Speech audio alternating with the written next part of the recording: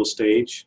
In this third episode of the Fire from Heaven series, we are happy to be joined by the well-known and respected teachers of Waking Down and Mutuality, Saniel Bonder and his partner, Linda Groves-Bonder. Saniel has written a number of books on spirituality, including Waking Down and the White-Hot Yoga of the Heart. And Linda is an artist and musician, as well as a spiritual teacher. Together, they are the founders of the Human Sun Institute, and they've been involved in the Integral community in a number of capacities over the years, including as founding members of Integral Institute, as members of the Integral Spiritual Center, and as teachers at several of the Integral Spiritual Experience events. As transmission is a key aspect of their teaching and method, we're excited to talk to them about their understanding and their experience of this seldom discussed phenomenon. In past episodes, we've been exploring and looking into the nature and even mechanics of transmission, whether it's necessarily a top-down phenomenon or a one-way communication or exchange of energy, or if it's something else. As the name of their primary teaching, Waking Down and Mutuality, seems to suggest, there is something both immanent and embodied about it, waking down, and also something that's participatory, something that arises between individuals in mutuality. This resonates with my own exploration of prepositional ontology, feeling especially into the prepositional vectors of our intersubjectivity and our participatory engagement and enactment. What dances in the dash between the I and the thou, whether it's the relation of from and to, or over and under, or for or through, or between, or with or within. There's quite a turbulent and expressive energy in the transmission field, in our we space, that I hope that we can keep exploring. For now, I turn the floor over to my friend and colleague, Layman Pascal, who will guide this next Integral Stage mind walk. I hope you enjoy it. So, hi folks, very happy to have you here, to welcome you. I think your particular situation, at least as much as I understand it, provides us with some really interesting jumping off points to discuss spiritual transmission. I think that your emphasis on mutuality opens up the door to ask whether transmitter-receiver is really the right metaphor for the process. I think that your personal relationship opens up a line of inquiry about how do different kinds of relationships affect transmission or not. I think there's a lot of variant. I think the idea of the difference between being transmission and various kinds of subtle energy transmission is an interesting area to get into that you might have something to say on. But to begin with, I'd like to anchor it in something personal. And so the question I thought of was, do you have a memory of one of the first times where you very vividly felt like, oh, I'm receiving some kind of transmission? And also one of the first times you thought, oh, it seems like I'm providing some kind of transmission. And so maybe Linda could start us off if she has those kinds of memories. Yeah, thank you. It's funny because the minute you said that, I tracked back to, believe it or not, school. When I was going to a parochial school, I was raised Catholic. And I remember one of the nuns that I had was really a beautiful, saintly woman and very, very kind. And I was extremely shy as a child. But I remember how she would embrace me and encourage me and look me right in the eye with so much care that, of course, when I was young, I wouldn't have equated it to a transmission. But there was a sense of an energy and a deep care and love coming from this teacher of mine that it opened me up to be a little bit more bold and a little bit more outgoing, but ever so slight because I was extremely shy. That would be probably one of my very first memories. Another memory was teachers that I've sat with through the years, just various energies that I would feel. But again, I back then wouldn't have equated it to a transmission. It seemed to me like it was more of an energetic that was coming, which you could say transmission is an energetic in its own right. But there's many, many different kinds of transmissions, as we can talk about and explore a little bit together. So what about the other side of that? I mean, can you think of a moment where you felt like, oh, I'm being a facilitator of transmission now, or of energetic exchange? Well, a funny story comes to mind on that one. I first started teaching about 3 months after my spiritual awakening, if you will. And I would do weekly sittings at our home. And I felt like I was serving in a deep way through transmission and through verbal teaching, obviously, teaching of the Dharma of waking down in mutuality. But the funny story that comes to mind is when, about 6 months after my awakening, I was working on set. I was a photo stylist at the time. And we were doing a fashion shoot. And the photographer that I worked with several times prior to this opening, this deep, conscious embodied awakening that happened for me through my beloved Saniel's help, my teacher. I'm on set and we're preparing for this big fashion shoot, and I'm working with my assistant, and the photographer is watching me and he says, "There is something different about you." And we stopped and he's looking at me and I'm looking at him and I'm smiling and just really, really happy and grounded. And he says, "No, I don't know what it is, but there is something different about you." And I said, "Yeah, there is." And so we continued setting up, and my assistant knew that I had had an awakening. She was in our work and together with us. And so we're getting ready to start shooting. And he says, "No, this is driving me crazy. I know what it is. You had a facelift."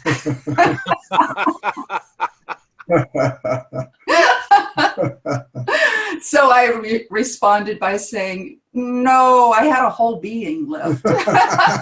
He didn't understand what I meant, but my assistant did.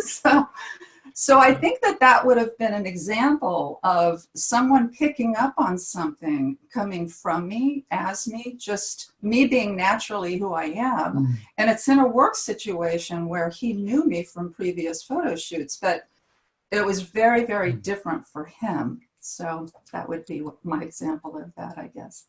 Well, thanks, Linda. I really appreciate your attentiveness to the way the dynamics of transmission weave in and out of what, innocuous many dimensions of human experience. It might not even be contextualized or perceived as transmission, but Yes. nonetheless, there's still something going on there. I like that about the way you communicate. Thank you. That's absolutely true, that it weaves in and out, and that it is a natural occurrence also. I always like to say everyone is transmitting their level of being, their condition, where they are even in a moment. And so this is a weaving, this is an energetic that sometimes is extremely strong and palpable, and other times very subtle. I'd love to get back to this idea of everybody transmitting their condition all the time. Yeah. Maybe Saniel has some memories he could share with us of a feeling like he received or feeling like he was providing. Yeah, thank you, Layman. By the way, a great opening question on this theme. Thank you. I was thinking about it, and for me, the first memory I have of a clear, and I didn't have that word for it, but what I experienced as a transmission, a spiritual transmission, was actually I would have been something like 19 or 20, and my spiritual quest had begun. And there's a previous incident that's actually much more significant in my process that I didn't really feel as a transmission per se. So just in terms of me bodily feeling this tremendous presence was when it was Thanksgiving of that particular year, and we went for a family vacation down to Myrtle Beach. We lived in North Carolina, so just in the other state, South Carolina. And the Meher Baba Spiritual Center is there, which is his main facility that he was given here in the United States. And I remember being in his cabin and just feeling this wonderful presence there. And that was one of the first times I felt a transmission come into me that way. And again, something happened earlier that I'm sure we'll get to at some point here, given everything we're talking about. But my first knowing that I had become a transmitter was really quite forceful.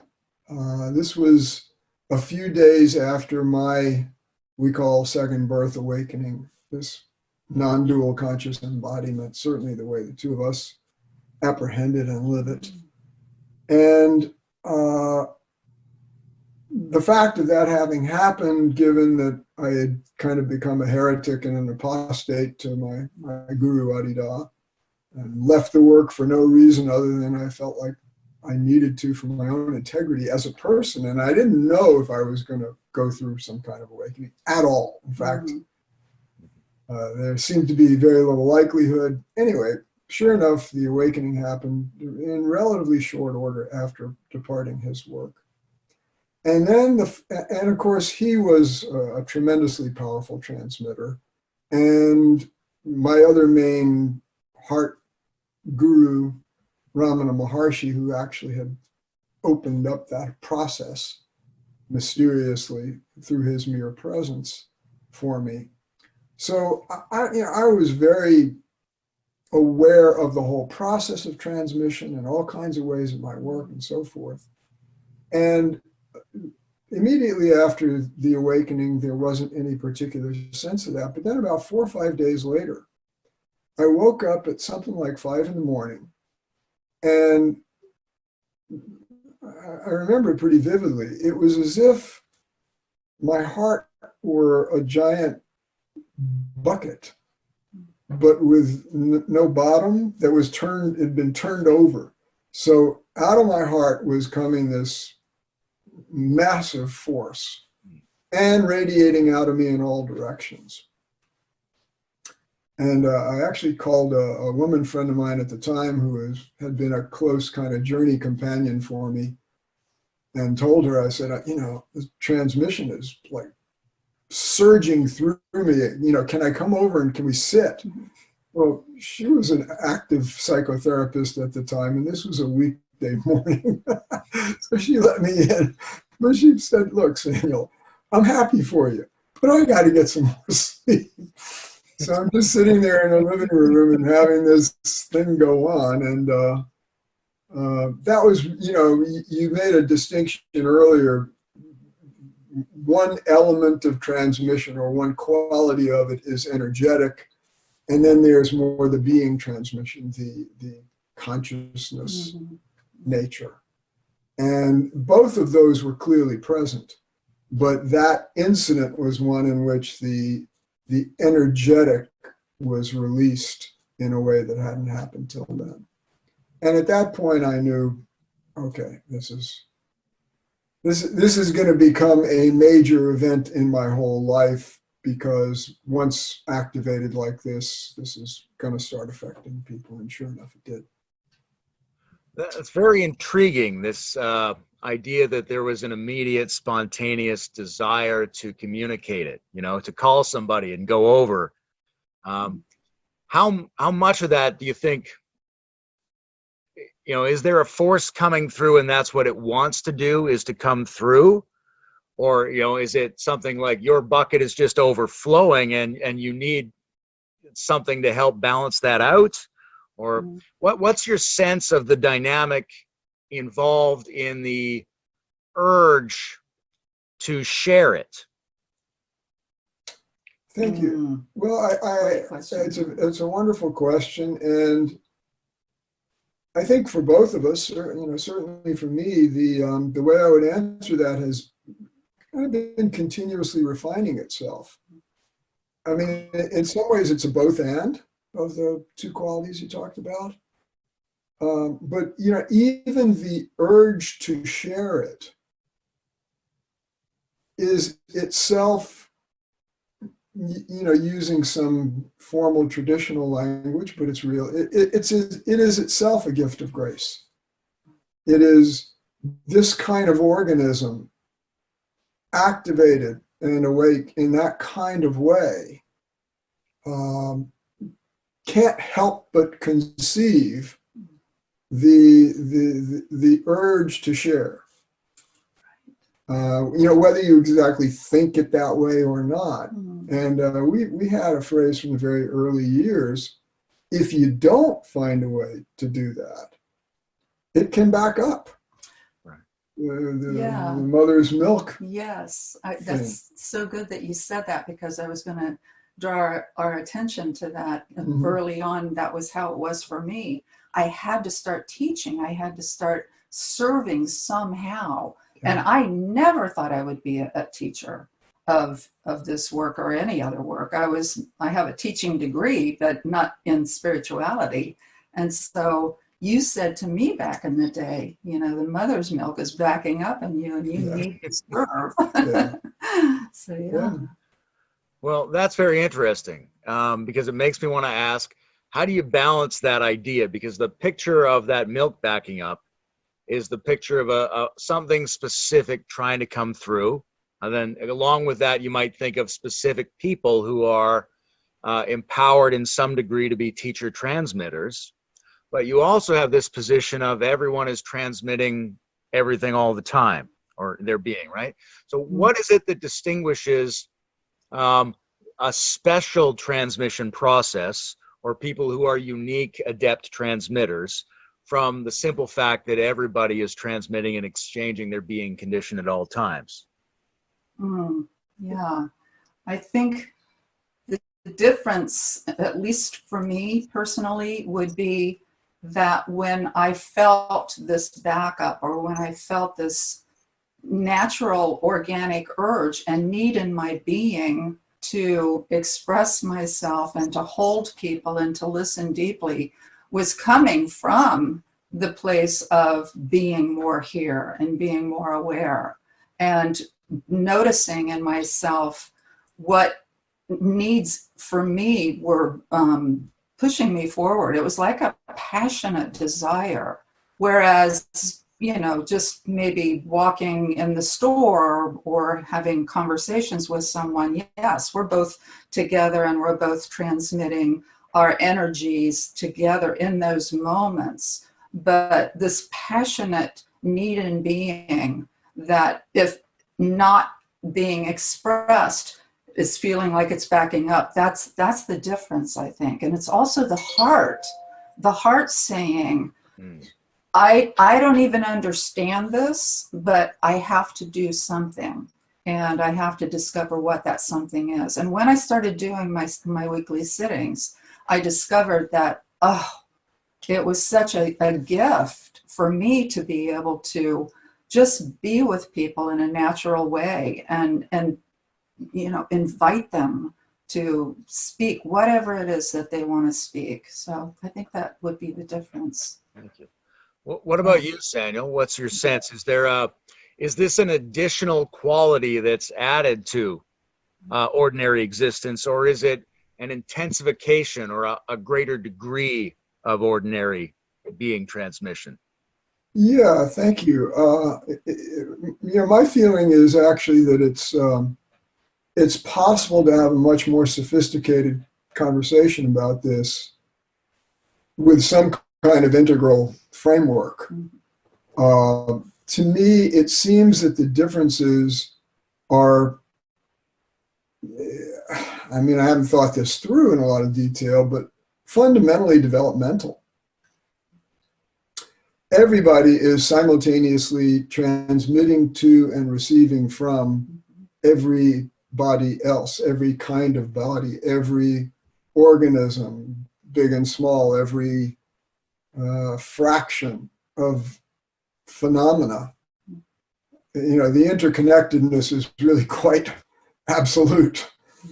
And so there is a really important acknowledgement in our work which is kind of maybe the other side of the coin of the developmental distinctions, in that there is a fundamental equality with everyone and everything. We're getting an unstable connection message, so I hope we're still coming through. I've still got you loud and clear. Okay, good.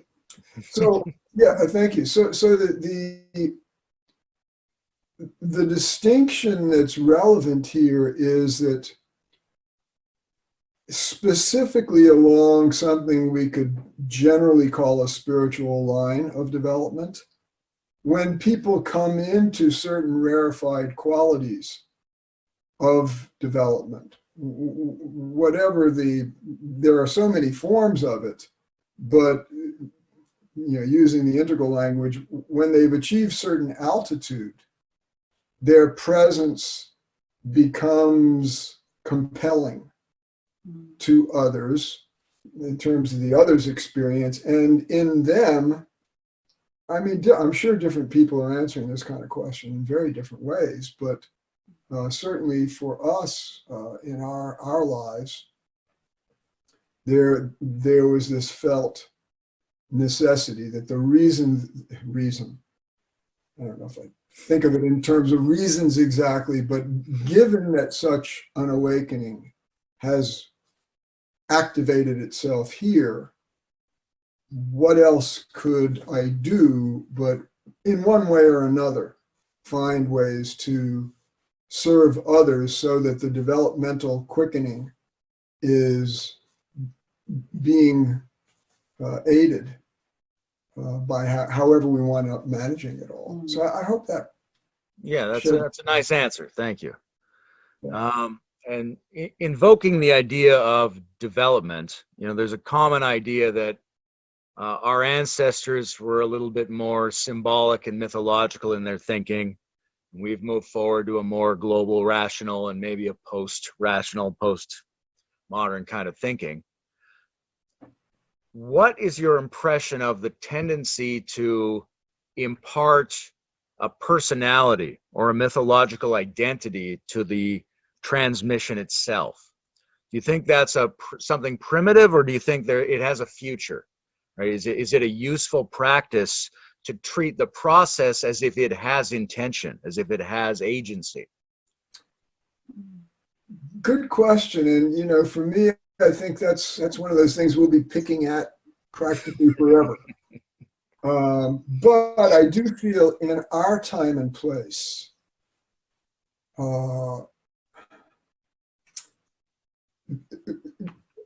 looking at it from a kind of collective developmental perspective as best we can, the moment we're in, certainly with the leading edge of humanity, and seeing the transition from the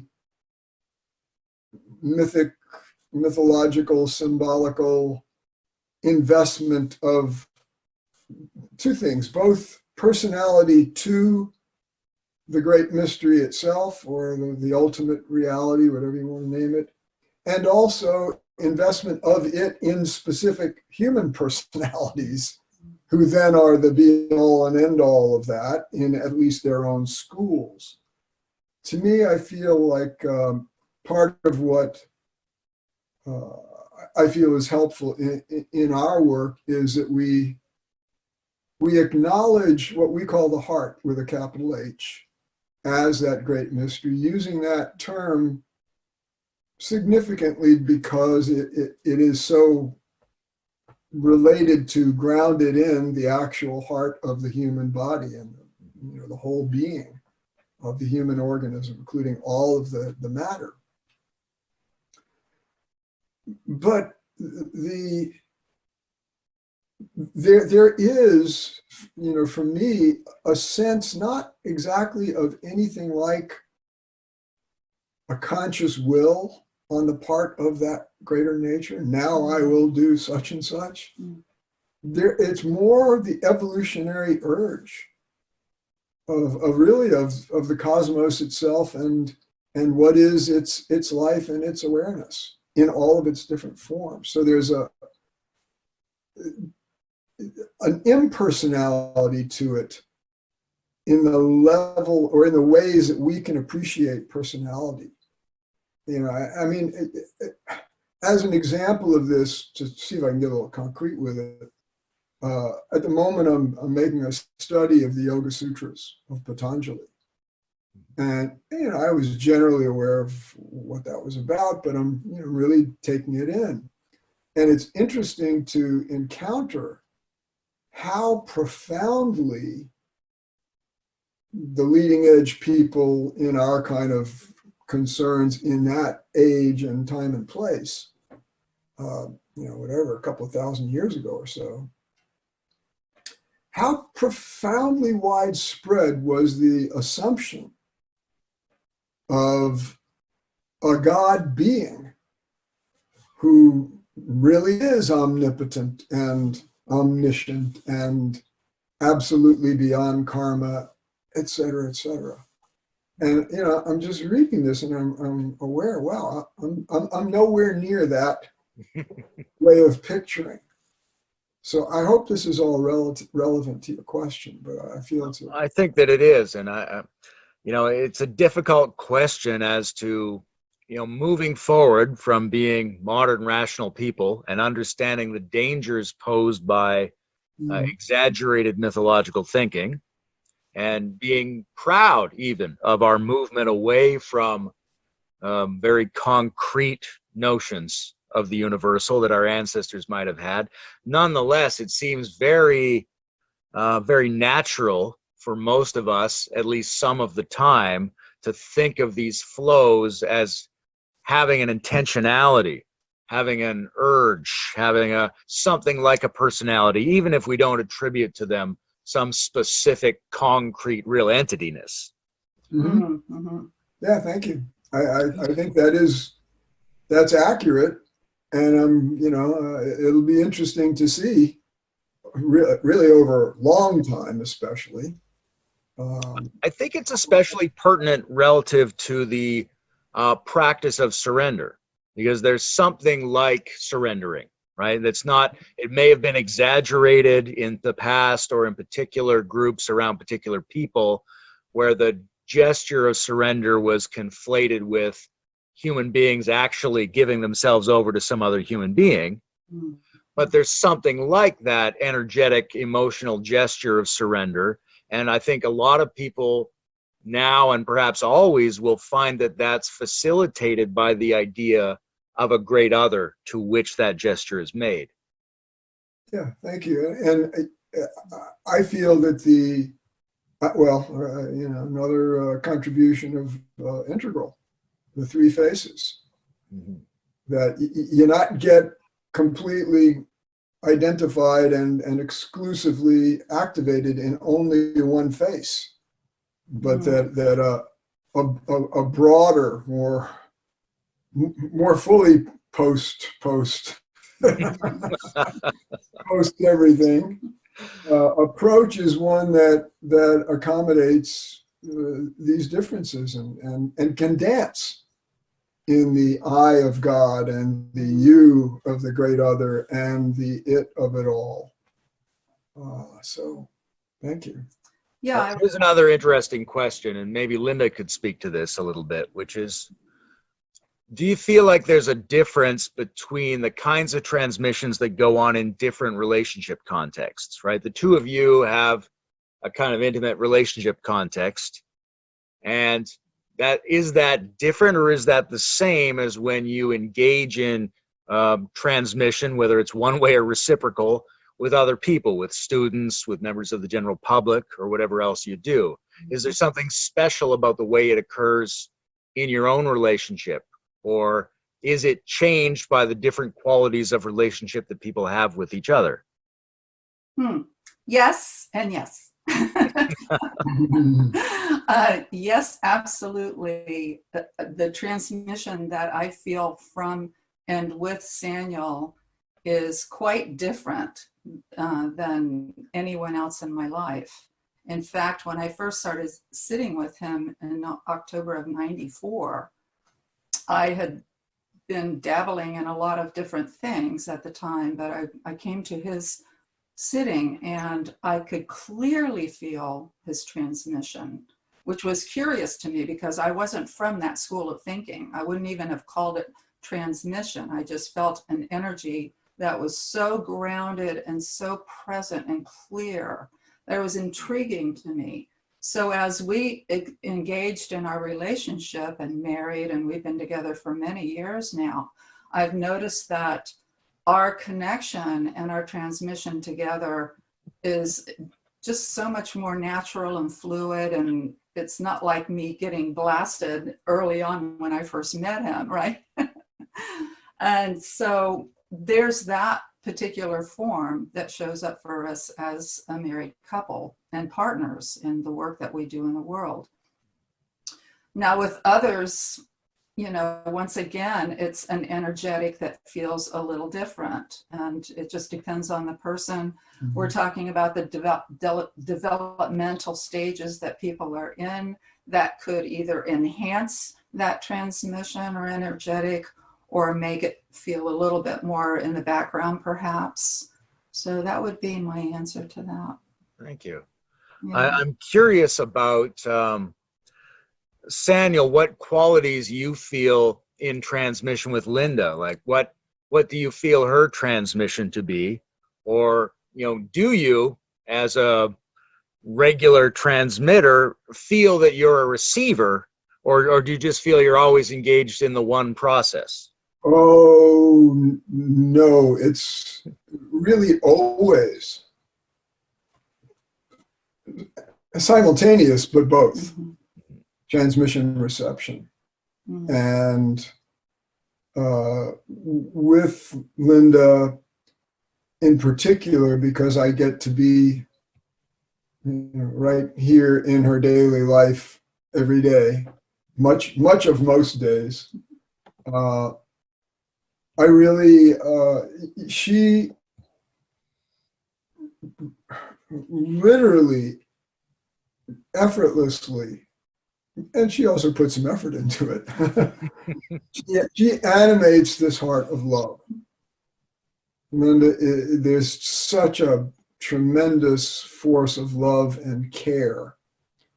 And I get to see it in all kinds of ways, big and small. And the force of that quality from her is definitely different from the love that I animate, which, you know, I'm not saying that's not happening at all, not in no way, but it's such a, often such a distinct revelation. I mean, you know, and I'll just give you this one example. It actually occurred recently. I can't remember what it was, but we were talking, or maybe we were watching the news or something, and someone had gone through, or a group of people had gone through some painful, difficult, perhaps tragic incident. I forget what it was. And Linda just so instantly was feeling and voicing what it must be like for them. And it wasn't coming from, let me imagine what it was like for them. We talk about it, and we both have a degree of this, I think she much more than I, a kind of empathic immediacy. You know, it's not just a sympathy, but it's like a beingness of that. Such a profound sympathy, such a profound affinity. So yeah, I feel her in very special ways all day that are different from how I'm feeling my own presence to be in the world. And we're very comfortable having that wonderful dynamic. Mm-hmm.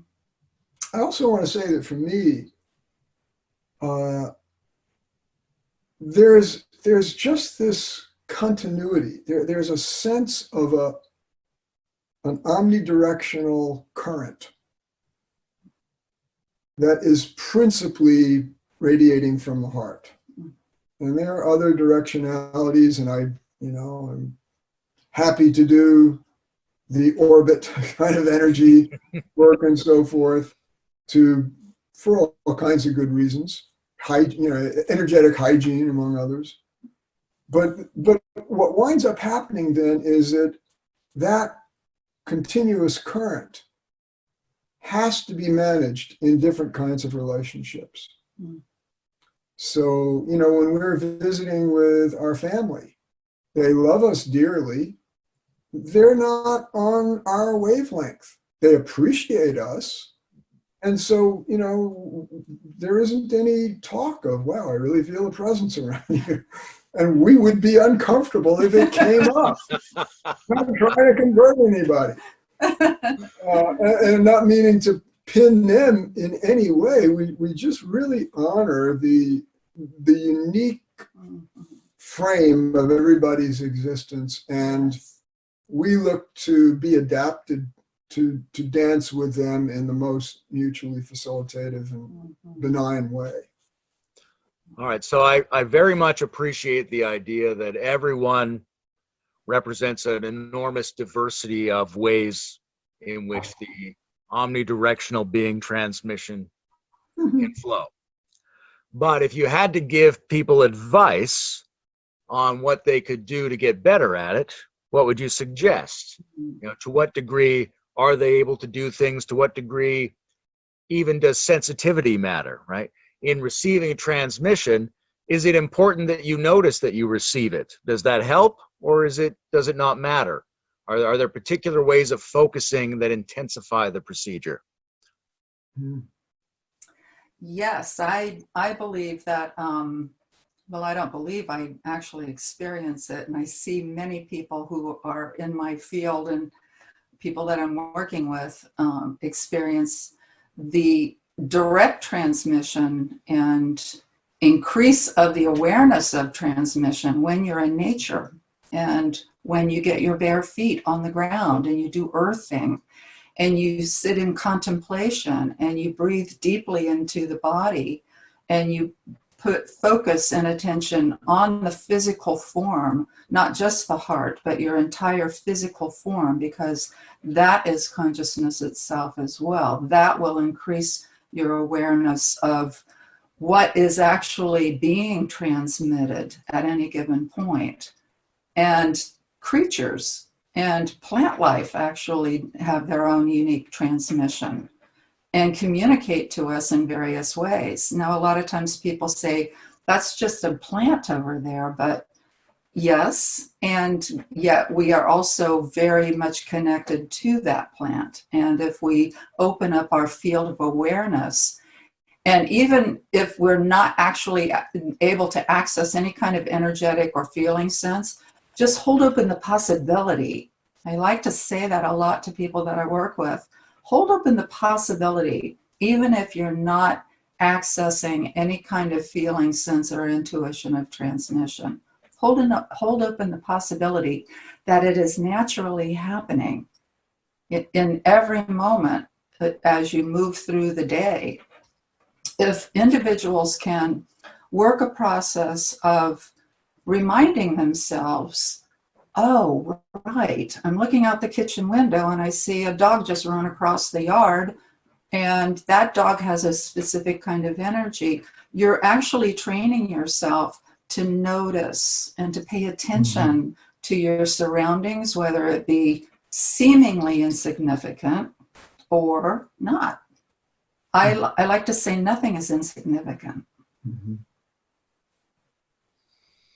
So there's a remembrance, and there's a focusing, and there's also a kind of somatic awareness that might go with the whole body, and with a kind of shamanic attentiveness to all the organisms, and just remembering to focus into the possibility of the energetic and transmitting dimension of beings in general. Yes, and to notice how it actually feels in your body. And then the next part to my answer, and I know you'll have a whole lot more to say, is a phrase that Saniel has said early on: tank up on transmission.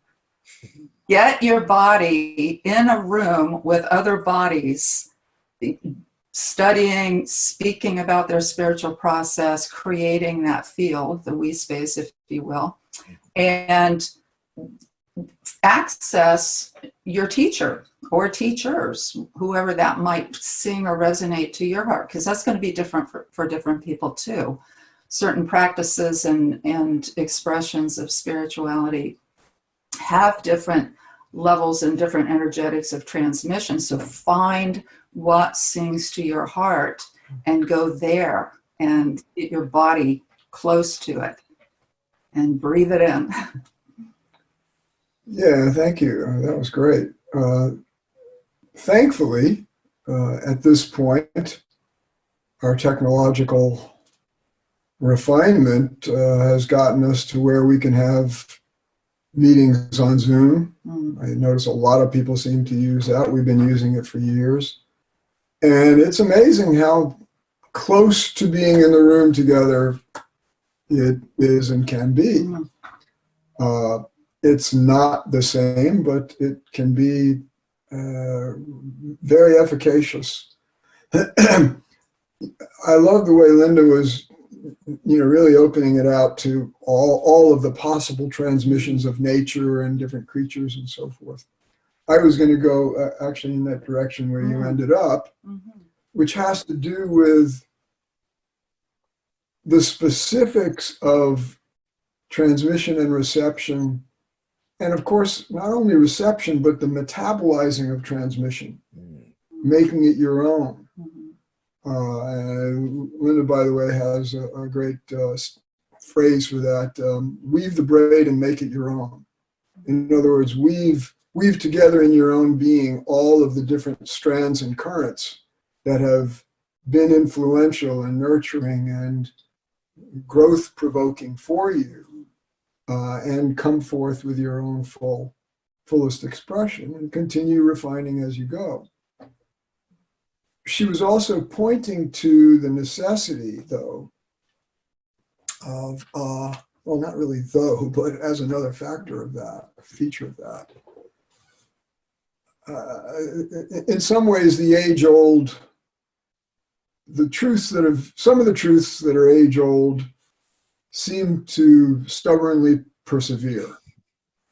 And so I've got a line in my book, or actually an essay is titled, in my book, The White Hot Yoga of the Heart, titled, I think it's titled simply, First You Have to Meet the Buddha on the Road. In other words, if you're going to go to someone whose transmission, their nature, what they've realized is of great appeal to you, and you aspire to realize that and to become transmissive of that particular current, whatever else you may animate, make sure to do the work of tanking up on that transmission. And also the other kind of basic practice in waking down to mutuality, and that we propose can be helpful to anybody in any such format,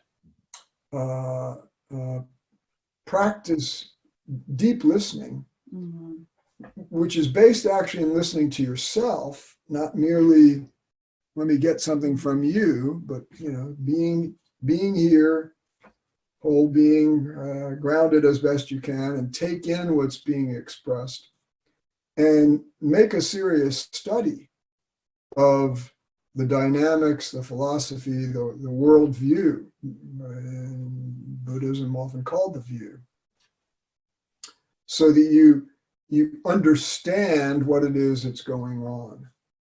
And though there is this,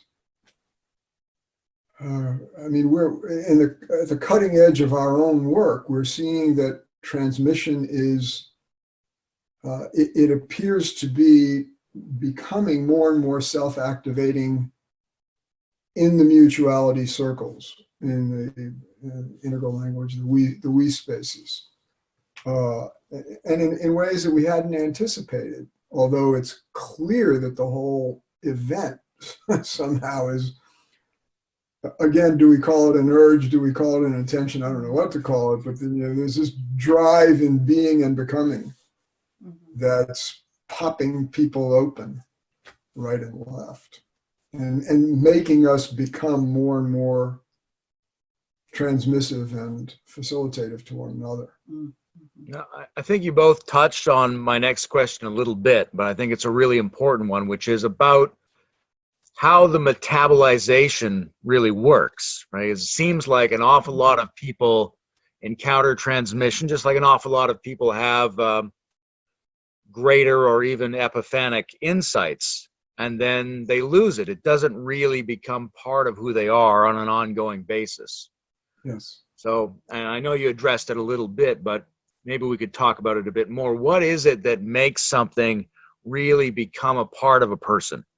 You know, what are the practices of metabolization rather than just the practices of having an experience that seems amazing?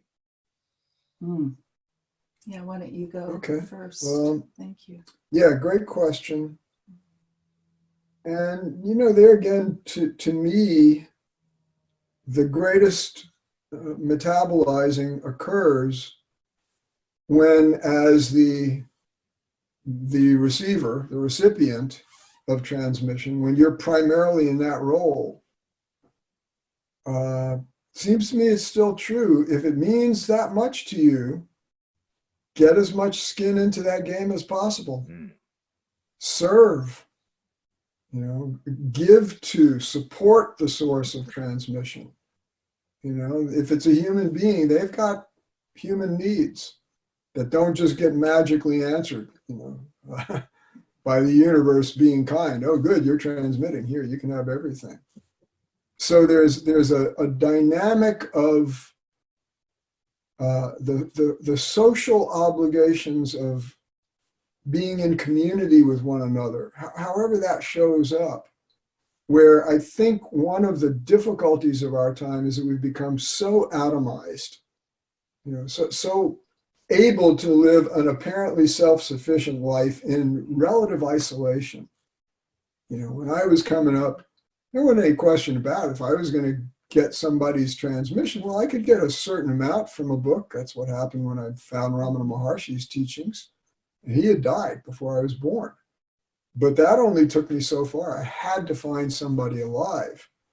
And then I had to spend a long time at it. That's not necessary for everybody. And I am I deeply honor, you know, those who pick and choose, get a little bit here and there.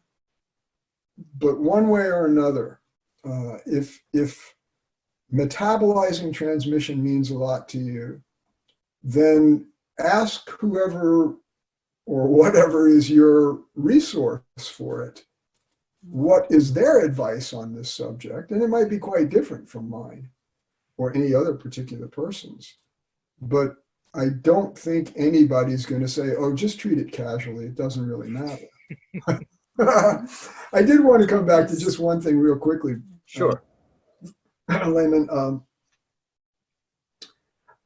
we've often said to people in our work, you know, you don't have to feel the transmission.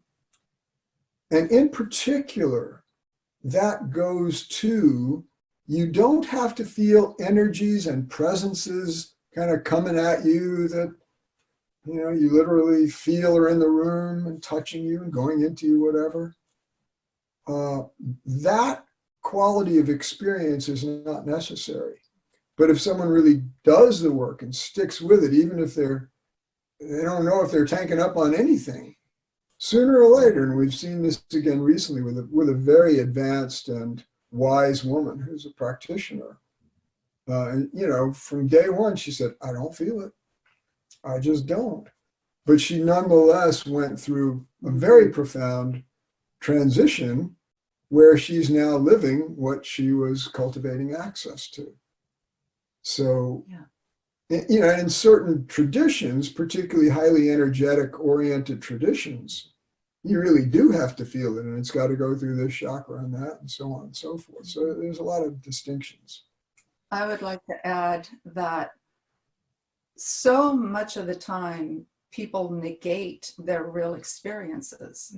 So much of the time, they minimize the state that they can access and enjoy for a period of time. And then, like you were saying, Layman, they lose it.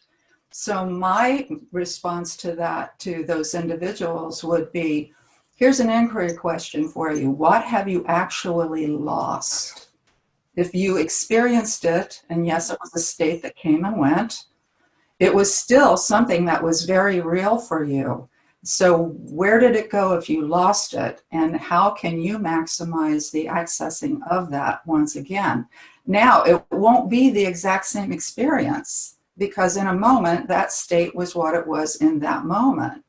However, if an individual can continue to embrace the fact that every experience is leading them to whatever their ultimate goal might be, whether that be, just being a more divinely human, giving individual, or whether they want a spiritual awakening, or whether they just want to feel more comfortable in their skin.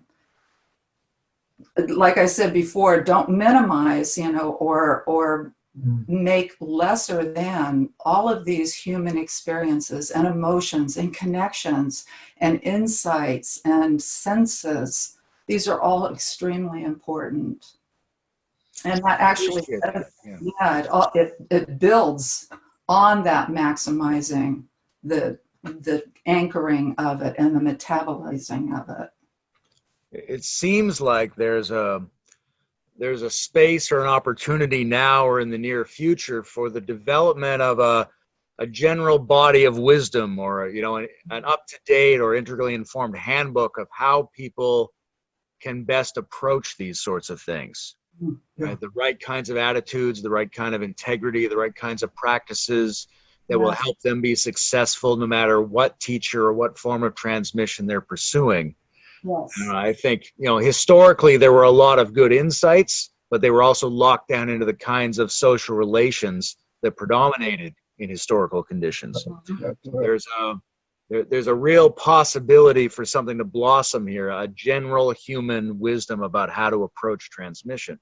So I appreciate you guys participating in that, because I think we're encouraging it forward here a little bit. Yes. But there's some other interesting questions I'd like to get to that play off some of the things you've already said. For example, you talked about receiving transmission from Ramana Maharshi after his death. So how do you think about that now? Do you think about it as, the symbolism and the information that he provided triggered something in you? Or do you think about it as if his transmission body is still present and active? Mostly the latter. I don't know that the two are altogether mutually exclusive. No, they might not be. But to me, part of what became evident is definitely that. Yeah, good way to put it. The transmission body is still active. And moreover, over time, it's become evident to me that we're not only all interconnected, we're all interidentified. So when we speak of the heart, some of the phrases we use a lot are kind of mantric for us. The one great heart we all share. That's coming alive and awake in, as and through each and every one of us. Really all beings and even all things, but the human event of this seems to be the most pronounced and significant in a variety of ways. And there really does seem to be, not only with great adepts like Ramana Maharshi and Adida and Meher Baba and many others, but also with our parents, who are all gone now from here. My dad in particular seems to be very active. The whole kind of guardian angel thing, and what those who pass on appear to be up to. And there's no way you can prove any of this. But at a deeper level for me, part of what that means, that interidentification, whereby Starr calls it interbeing, I like that, is that everybody, ultimate paradox, is right here right now in every instant, in every even ordinary moment of consciousness. One of the big gifts I got on this was a translation of one of Padmasambhava's great statements, where he lists out all the different teachings and their orientations at that time. You know, it's many of them with grandiose names and titles. And then he says, and then there's just ordinary awareness. Same thing. And, you know, it hit me like, wow, this thing is much bigger than we're giving it credit for. Much more benignly oriented. And so I feel like what you were invoking there, kind of a transmission, how to do reception and transmission optimally. It feels like we're growing into greater and greater capacity to inform and help one another and still have people find their own ways. Terrific. Now there's I want to ask a very big question. It seems to me a bit like a complicated question, because on the one hand, there are, Ramana Maharshi and Adi Da both look like what Westerners would think gurus look like, right? So there's something in the form that allows people to project onto that, and that projection might facilitate the process of transmission for the person doing the projection. So that's on the one side. But on the other side, there's something more contemporary. You were mentioning how you left that community and felt like you moved forward in your own integrity and then began to transmit, right? So there's this sense that maybe being more of a human being or being less of a cartoonish transmitter archetype is sometimes the very thing that catalyzes the process. So what do you make of that distinction between the possibility of showing up more as a human being in order to facilitate transmission versus showing up as the human archetype of a transmitter in order to facilitate transmission? Great question. Once again.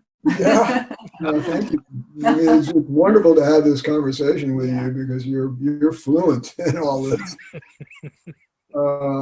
And yeah, to me, I feel, admittedly from my own perspective, but I feel that the great drive in human being and becoming is toward a paradox of utter ordinariness simultaneous with unbounded realization, transmission capacity.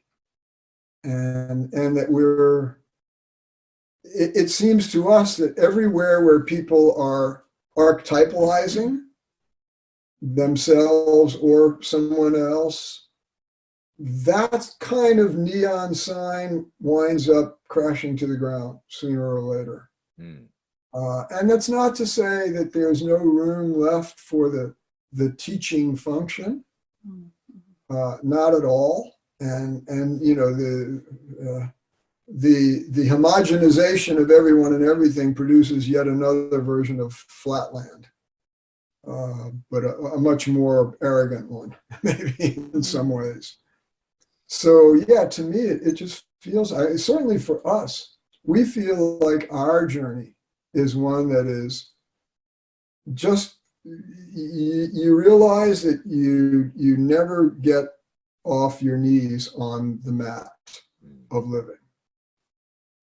So the humility factor comes in. You just can't put on those kind of airs even if you tried. And I don't think that kind of way of being with others is going to go away suddenly. But I do think in the long haul, we're outgrowing it. And I think it also addresses what we were talking about, developmental stages. Some individuals need that other entity or deity or whoever it might be, someone in the flesh, a teacher who is more up on a pedestal perhaps. There's nothing wrong with that for those individuals who absolutely know that that's what they need and want. And I do think that for those individuals, they open themselves up to these particular teachers or gurus or whatever you may want to entitle them with. And again, that's not wrong or bad either. It's what, I keep going back to my phrase, what sings to your heart? If that is going to serve you, and then in turn, it's going to serve others, then yes, that will take you to that stage of service, and then hopefully beyond, because we're all growing and we're all evolving. And I would also hope that everyone, as Saniel's pointing out, can embody and enrich others' lives by being divinely human right here, right now, in every moment.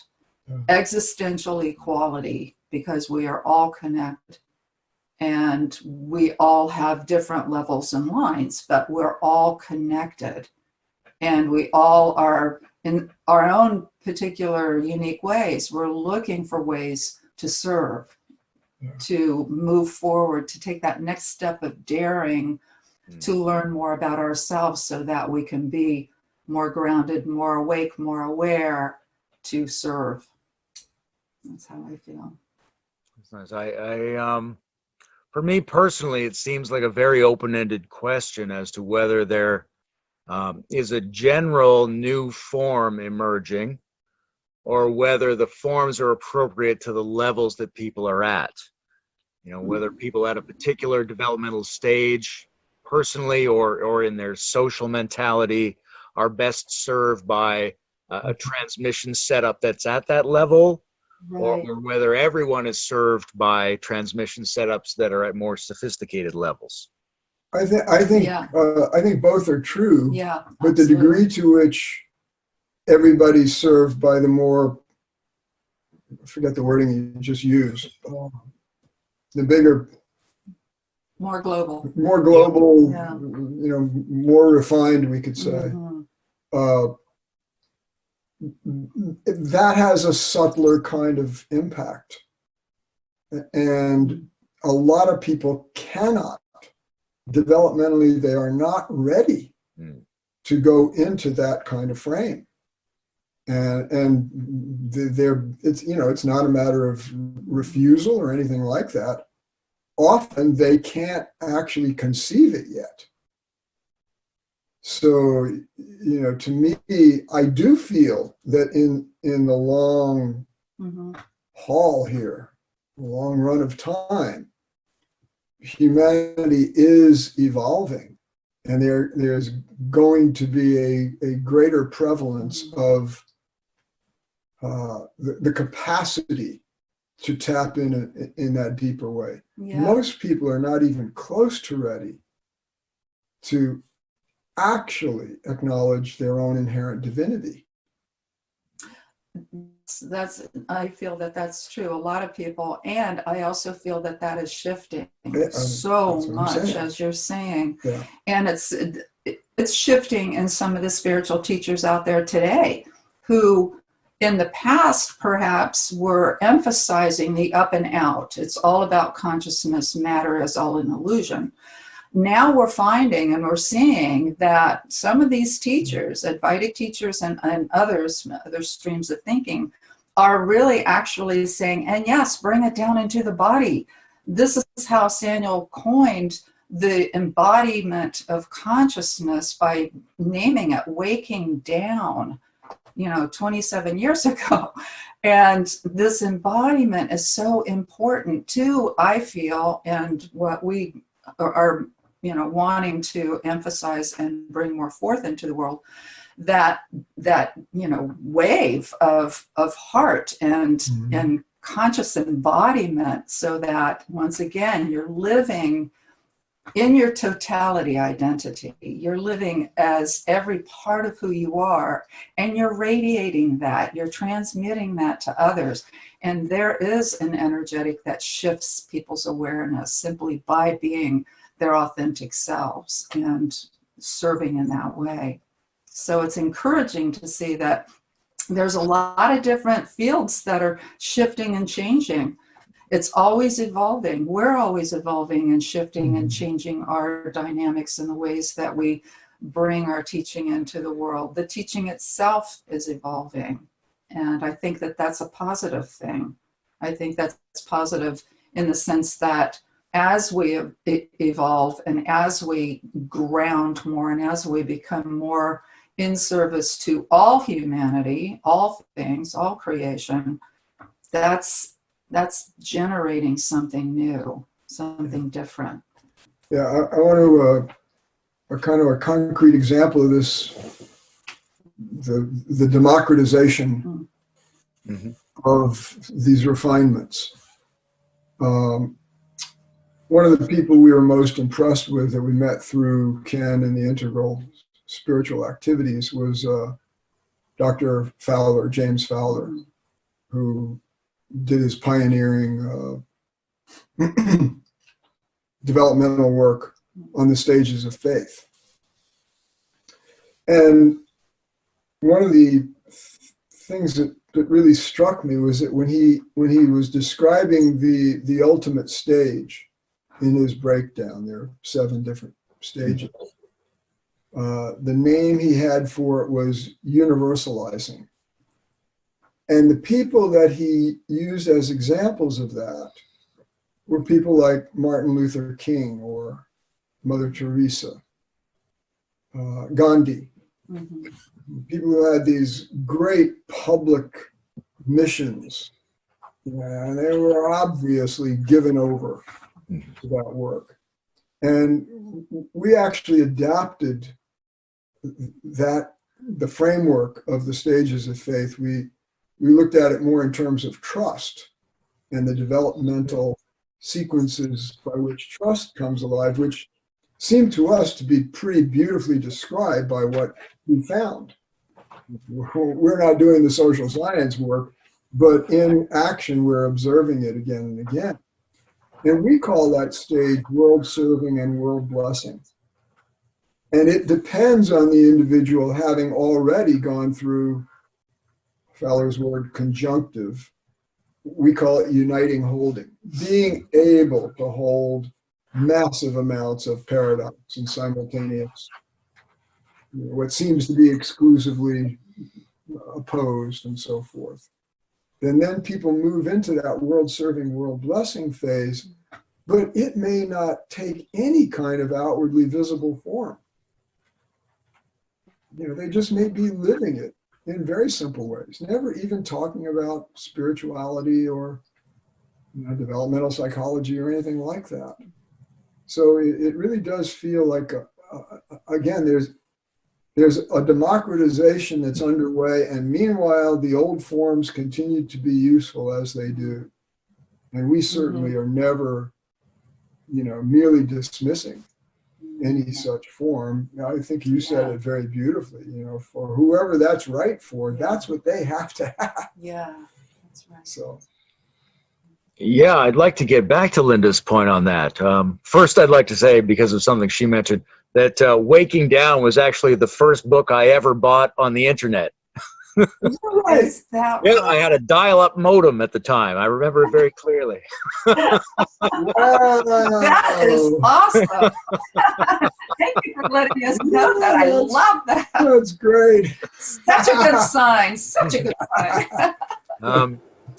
This notion of being guided by your love, your inspiration, what ignites you, seems like a very general principle. Seems like a principle that could guide people no matter where they are, no matter what level they're at, toward the kind of processes that could work for them.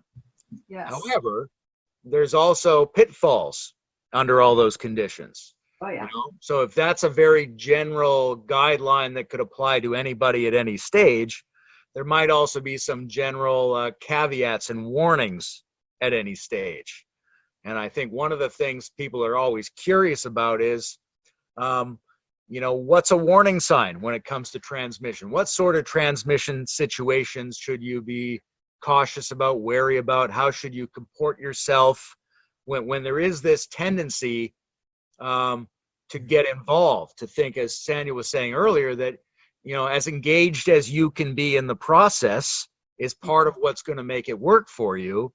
But where do you say, that's too much, I'm going down the wrong road here, this is a dangerous form of the thing that I'm looking for? How do you juggle those things? Yeah. Thank you.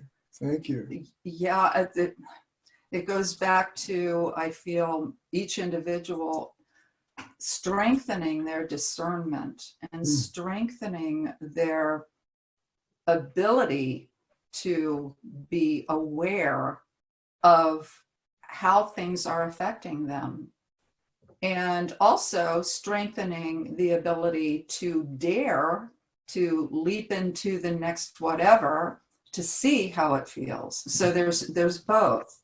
And I would encourage anyone, if, for instance, they're going to a particular teacher, or they're in a particular situation where they're feeling extremely uncomfortable, they're feeling a transmission, but boy, the transmission is really not resonating with them at all, and they know it.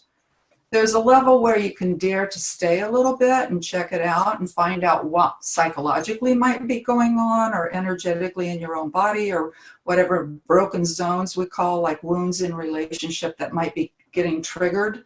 But if it continues to hit you in a difficult, almost sometimes painful way, you have to find ways and means to balance out. So yes, pitfalls comes with the turf of being consciously embodied. It just does. Embodiment is not easy. Living is not easy. Life is not easy. And especially during our certain circumstances in the world, there's a lot of stress and a lot of anxiety that is getting people triggered. And so there's the strengthening the discernment, strengthening the awareness and noticing, as I was mentioning before, but also find in mutuality your trusted others, your beloveds, whoever that might be, that you can go to and find balance and find support and find holding, and find a place where you can literally express some of these things from an authentic, real place. That also shifts the difficulty sometimes. Thank you. Yeah. Yeah. Thank you. This is It's really totally important, relevant question. Yeah. And to me, I feel that one of the kind of seismic shifts that's getting underway is going to take us further and further away from the archetypal supreme knower of all truth, who has no karmas, and everything that they say is divinely given, and they know more of your truth than you do, including how you should behave as a human being. And it's tricky because there is a level of what it takes to outgrow and transcend egoism or egotism. I forget which one of those words we're wanting to say here. And you want to be able to see through your own blind spots and be sensitive to your own patterns and what you are tending to project onto reality. But these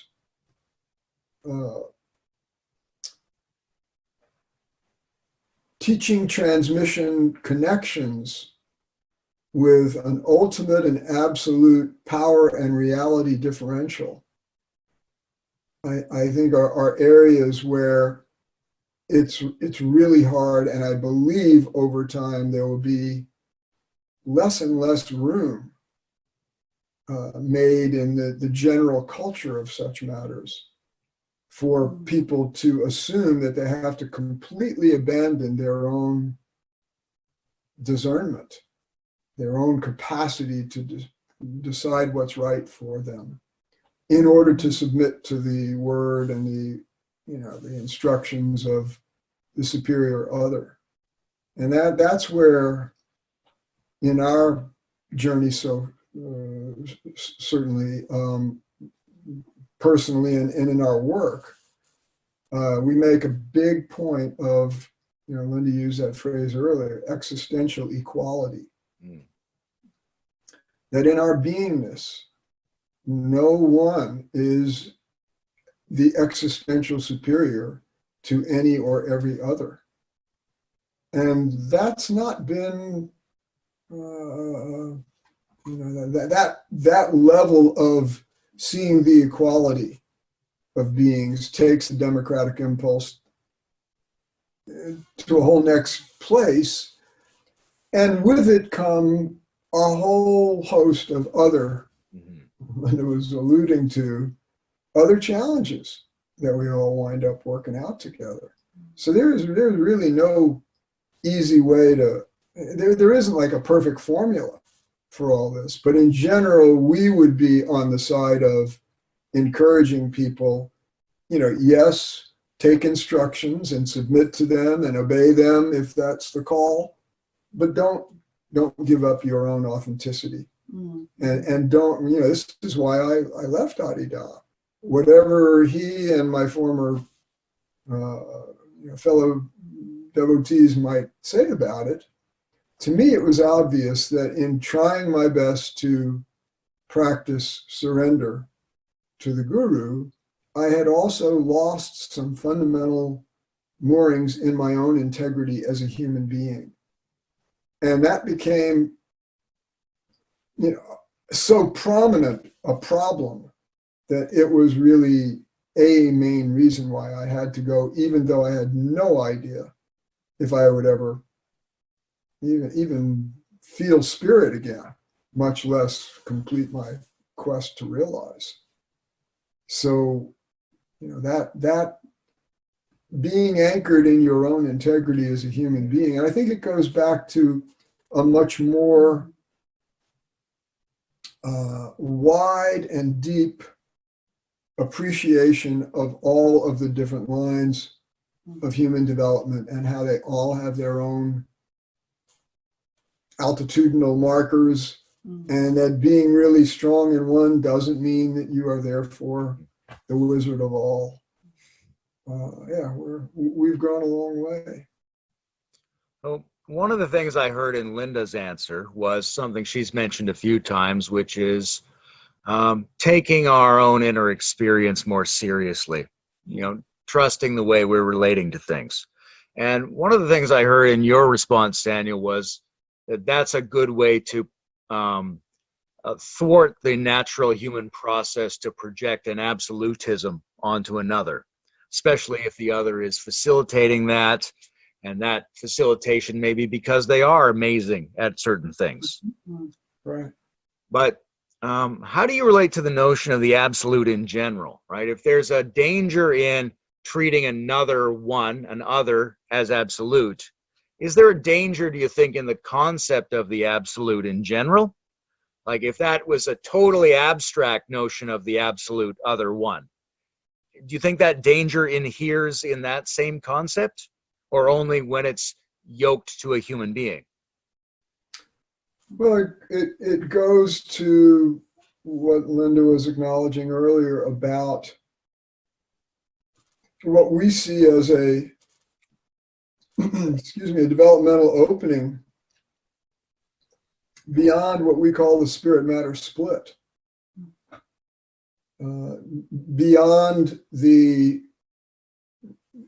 really now predominant cultural force of some kind of assumption of a fundamental division in reality. So the absolute doesn't really work as a concept unless there's an opposite to it, or a non-absolute, the relative.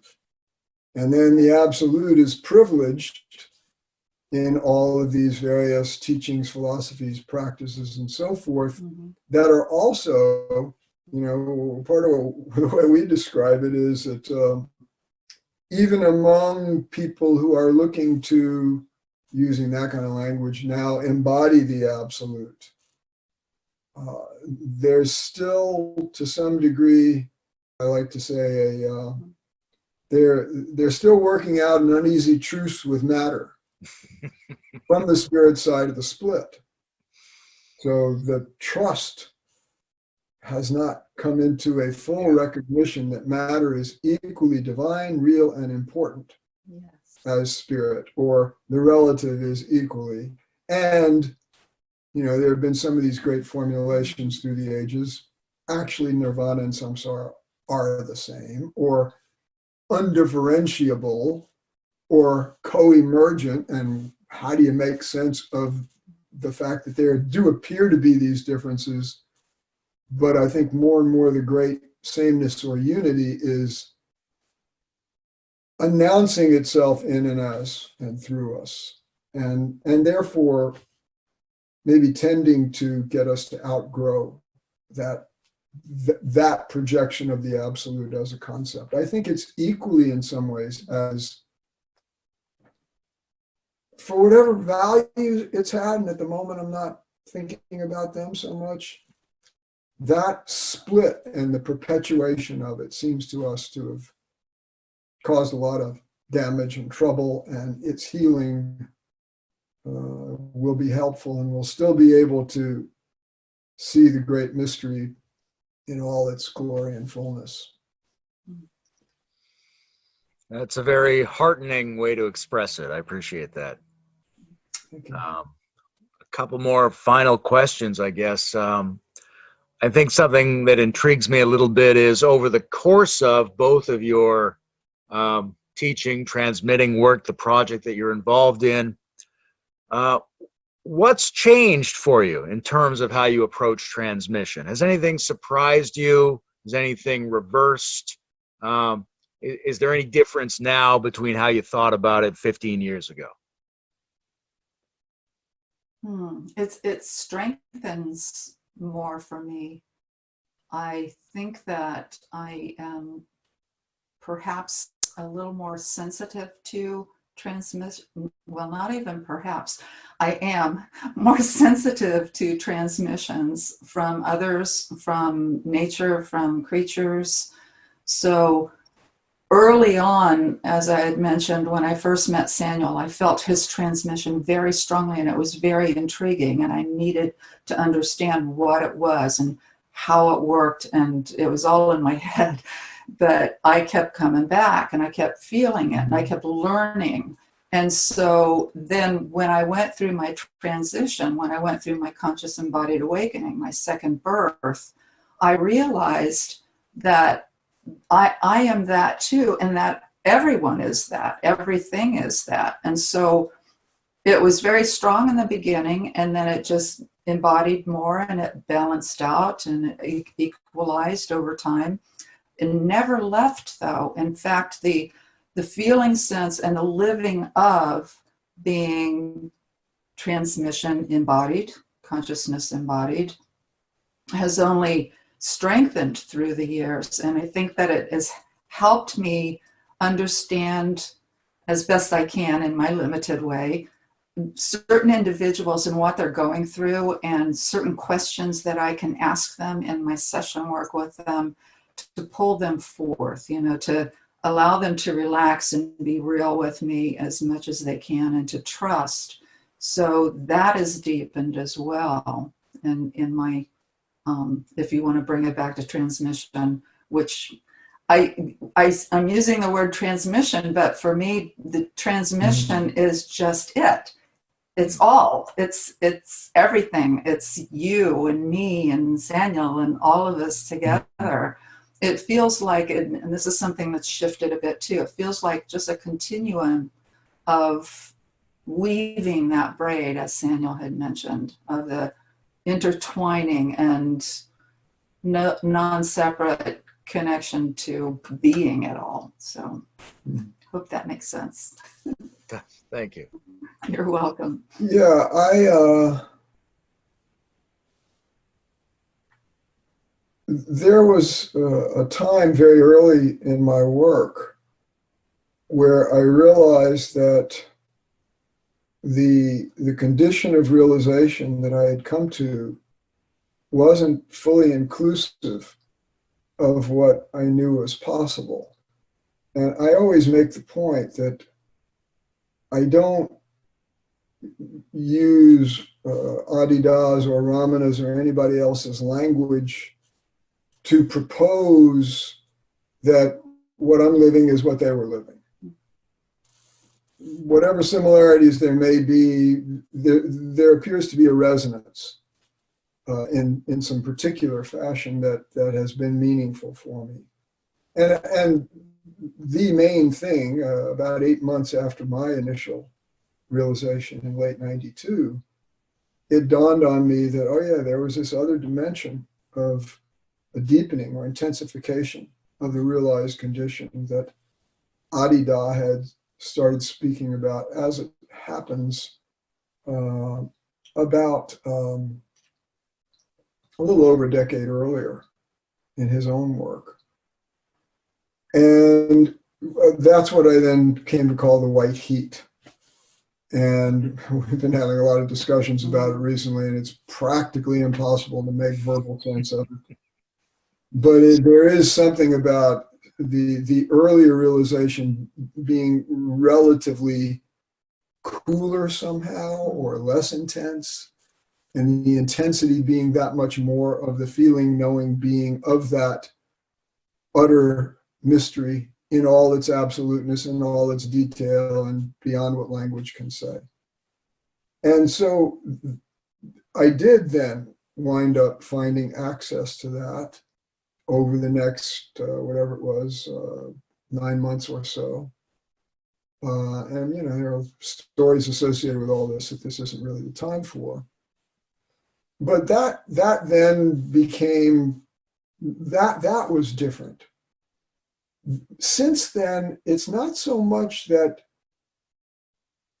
the condition itself has changed as this organism's adaptation to it has been an ongoing event, in some ways a conscious project, a deliberate, intentional conforming and becoming congruent, and in other ways it's just had a life of its own. And even that part of it, the will toward all that, does seem to be part of the grace of the mystery itself. And I do feel, Linda alluded to this earlier, as I was awakening, I was working with, at the time, a shamanic mentor, you know, doing substance journeying, which wasn't the kind of thing people were encouraged to do independent of the guru where I came from. But the mentor, who was also a friend, had been kind of peripherally associated with Adida's work. And I asked him early on, when my own awakening process started really jumping into gear, I said, I don't get it. You know, how, I mean, it's not like I'm one of these all-stars. How is this possible? And he says, well, spirituality is not just evolutionary, it is itself evolving. And I think so many of the emergent events of our time are part of that evolution, not only of spirituality, but really of all human culture. And I feel that the living of, you know, in our approach, heart transmission, is something that's going to continue evolving itself. It is continuing to find new forms. There were certain of the old forms that we had in the first part or earlier portion of our work that we discovered no longer apply now. We're not, for instance, presently looking to build a whole organization that qualifies teachers and mentors and so forth. But we are aware that the process is activating itself much more, in some ways, spontaneously, perhaps. So, you know, there's a lot of, okay, we're not exactly sure what's next, but, you know, we're keeping our ear to the ground, and an ear to the ground and a finger in the wind. You know? That's probably a beautiful place to come near the ending. Let me just. If you got one more thing to say, go ahead, please. I do, and that is, in your questions, I remembered, and we kind of brought it up today, but we didn't address it fully. Is transmission an energy that comes from a body to another, or is there more of a mutual resonance, you asked? Mm-hmm. And we thought that was a great question.